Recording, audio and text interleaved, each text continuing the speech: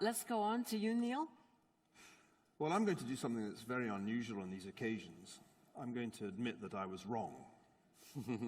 You almost never hear that, particularly from academics, because we tend to make a virtue of consistency. But I'd characterize my 2016 in terms of post-Brexit traumatic stress disorder. That I was arguing right up until the referendum for Remain, but it's one of the few times in my life that I've argued something without wholly believing it. I think I argued it in large measure because I didn't want the Cameron-Osborne government to fall.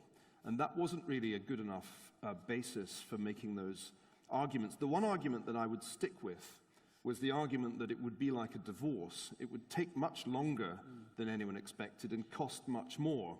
But as a number of people pointed out when I made that argument in The Spectator, yes, Neil, but you did get divorced. And I think... You also made the point that there were 27 ex-wives. 27 ex-wives, a terrifying thought when you are a divorcee.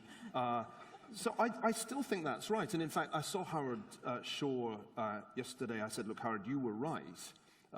And he said, no, in a way you were, because I now recognize that it is a divorce and we're now negotiating about what alimony the UK will have to pay to stay in the single market. So I think that was right. And I think I was right to say that this is more of a problem for the EU if Britain leaves than it is for the UK. I still think that's true. But, you know, if I step back, and I'll be brief because I know you're in a hurry, and I ask myself the question, you know, how did the EU do over the last 10 years? Let's just rate it. I think, number one, I always was a skeptic about monetary union. Monetary union's been a disaster for all the reasons that we said it would be in the 1990s, the reasons that Britain stayed out. It's been a disaster for Southern Europe. It's only worked for Germany, really, or let's say more broadly for Northern Europe. But for Southern Europe, creating a monetary union has been a huge disaster. It's made the shock of the financial crisis much, much more severe for Southern European countries that in the past would simply have devalued. Two, European security policy, especially with respect to North Africa and the Middle East, has been a disaster. Two, three, on the migration issue, the European leadership got it disastrously wrong. Four, on the question of radical Islam, the European leadership has fundamentally got it wrong. And I think one has to recognize that the European elite's performance over the last decade entirely justified the revolt of provincial England. That was what we saw in Brexit. And I have to say that if those of us who essentially are part of the elite had spent a little bit more time in pubs around provincial England, and for that matter, provincial Wales, we would have heard what I just said. Because what I heard wherever I went in the weeks before the referendum, and that did include provincial England and provincial Wales, was you were all arguing about GDP. This is not about GDP.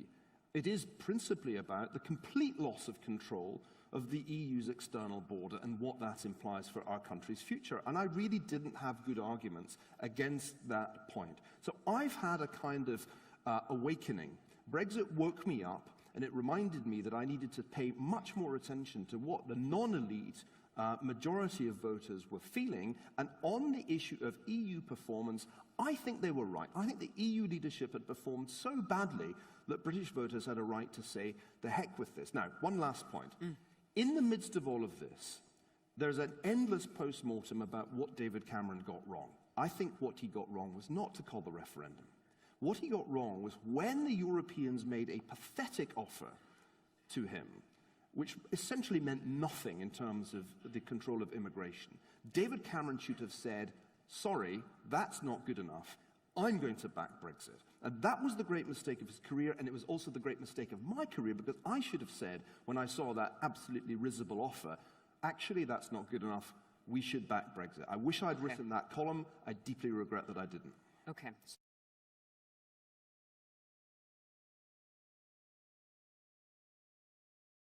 Niall? Well, I listen to all of this, and I just wonder if it's not time to pass around some strong coffee to the other panelists, to just brand those people who are critical of the EU, or for that matter, globalization, as anti-modern tools of the Kremlin seems to me to be completely fantastical.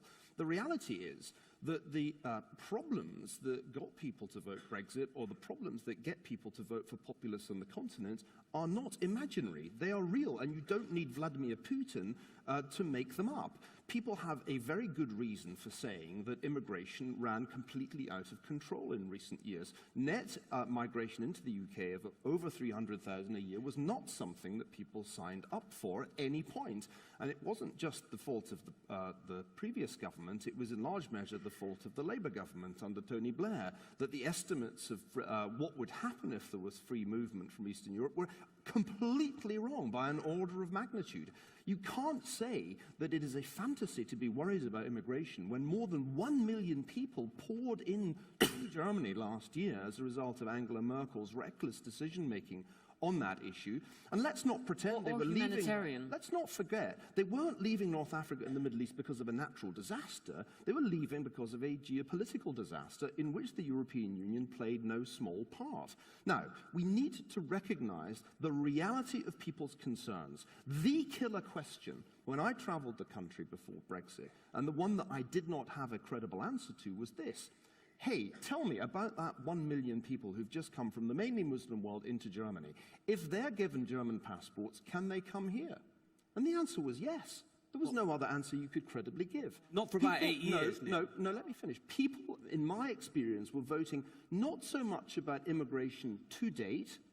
They were voting about what they anticipated in the future. And that was not some imaginary Kremlin-induced populism. That was a perfectly rational concern because the EU lost control of its external border. And by the way, it is far from clear that it that it has control.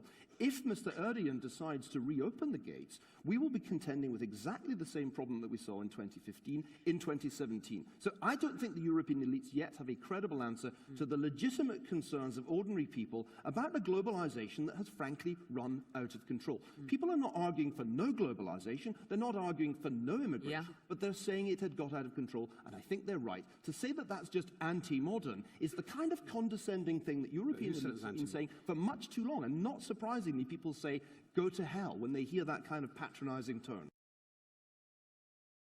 What I tell you is that Kremlin's propaganda and money and social media, where they are really in, they are really stirring up and empowering all those insecurities, and that's why it's dangerous. You'll be telling me that the Kremlin came up with the idea of monetary union next. Look, the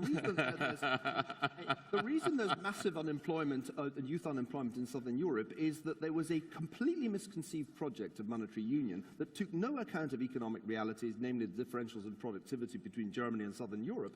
It's got nothing to do with Vladimir Putin that there is a chronic problem of unemployment in Southern Europe. Putin wishes EU luck? Do you think that? No, I think he's really working at dissolving EU as much as he can. That's cynical political rhetoric, because my point was a very simple one. The EU has been failing its citizens for more than a decade, go all the way back to the misconceived project of monetary union. The immigration thing is, after all, a recent phenomenon, but not an entirely new phenomenon. It soared in 2015, but it wasn't zero in the previous years. So I think you perfectly exemplify the arrogance of the European political elite in taking the view that people are simply not listening, or that people are simply being swayed by Vladimir Putin. No, they have legitimate reasons to think the EU has been failing, not just on immigration, but also on monetary union, and on its security policy, and on its policy towards radical Islam. And I think you should look to yourself. Look at the situation in Germany today. You tell us that multiculturalism is all very well and we need to change our attitudes. But look at what the consequences already have been in your country of throwing open the gates and embarking on a process of integration that seems to me to have almost no chance of success. Look at how unsuccessful Northern Europe was in admitting asylum seekers in the 1990s on a much smaller scale. The unemployment differential between the native-born and the foreign-born in Northern Europe was enormous even before the latest wave of migration. You're in denial about Europe's problems, trying to blame it all on Putin. Come on. I think part of the problem with the debate in Britain is the general assumption that what is happening on the continent is static, and that we just have to kind of figure out what we're going to ask for and hope that we get it. It's not static on the continent. I think what will be really striking is how much Europe changes in 2017 and how far more and more Europeans accept the justification for British dissatisfactions. I don't think this is at all a static story. I think increasingly we will see the EU change, especially on the issue of immigration, and it may well be that from that point of view, Brexit will start to look not like some aberration, but actually the shape of things to come for the EU as a whole.